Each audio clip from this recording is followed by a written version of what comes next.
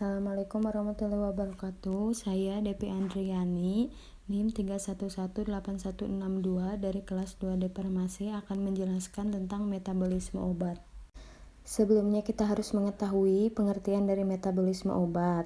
Pengertian dari metabolisme obat adalah perubahan suatu zat aktif dalam tubuh sehingga menjadi lebih polar dan mudah diekspresikan.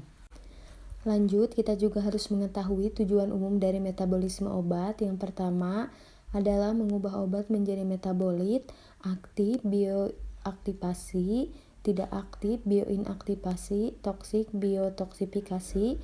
Yang kedua yaitu mudah diekspresikan. Di sini juga ada faktor yang dapat mempengaruhi metabolisme obat, di antaranya yang pertama faktor intrinsik, yaitu sifat yang dimiliki obat. Yang kedua yaitu fisiologi, umur, perbedaan jenis kelamin. Yang ketiga ada farmakologi, yaitu obat. Yang keempat ada patologi, yaitu penyakit. Yang kelima ada makanan, contohnya alkohol, rokok. Yang keenam ada lingkungan, contohnya logam berat. Selanjutnya di sini ada fase metabolisme obat. Yang pertama ada reaksi fase 1, yaitu reaksi fungsionalisasi, yaitu memasukkan gugus fungsional ke struktur molekul senyawa. Contohnya ada reaksi reduksi, yaitu senyawa karbonil oleh alkohol dehidrogenase.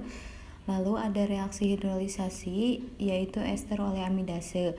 Yang kedua ada reaksi fase 2, yaitu reaksi konjugasi atau reaksi penambahan penggabungan gugus mengikat gugus fungsionalisasi hasil metabolisme fase 1 dengan senyawa endogen agar mudah diekspresikan. Selanjutnya di sini juga ada gambaran di mana metabolisme dapat terjadi. Jadi ketika obat masuk ke dalam tubuh, dia itu akan diserap atau diabsorpsi. Setelah diserap, maka obat akan didistribusi melalui pembuluh darah. Setelah didistribusi, akan ada obat yang berinteraksi dengan reseptor akan menghasilkan respon farmakologis yang diinginkan. Tapi sisanya yang tidak berikatan dengan reseptor, ada yang di metabolisme, ada juga yang tidak di metabolisme. Dengan atau tanpa metabolisme itu akan dikeluarkan di dalam tubuh karena obat itu berbahaya, maka dari itu harus diekskresi. Selanjutnya di sini juga ada gambaran tentang konsep metabolisme. Jadi ketika ada xenobiotik atau zat endogen di dalam tubuh, dia akan dibiotransformasi atau metabolisme. Xenobiotik tersebut bisa berupa obat, makanan, atau zat asing lainnya yang masuk ke dalam tubuh. Pasti dia akan melalui proses metabolisme. Ketika obat akan dimetabolisme, dia akan menghasilkan substansi hidrofilik. Substansi hidrofilik itu adalah zat yang sifatnya suka ke air. Metabolismenya itu dia akan melalui beberapa fase, yaitu ada fase 1, fase 2, dan fase 3. Jadi ketika dia sifatnya hidrofilik, maka zat tersebut akan lebih mudah dikeluarkan dari tubuh, lebih mudah diserap oleh tubulus ginjal yang kemudian nanti akan dikeluarkan melalui urin. Berarti sifatnya adalah polar, tetapi tergantung dari zat aktif atau obatnya yang bersifat polar, non-polar, atau semipolar. Nantinya lewat fasenya itu akan berbeda-beda. Kalau sifatnya yang lebih polar, biasanya dia akan melewati fase 1 dan fase 2 atau golongan menjadi fase 3. Maka intinya adalah untuk membentuk senyawa yang hidrofilik. Selanjutnya di sini juga dijelaskan tentang di mana terjadi proses biotransformasi.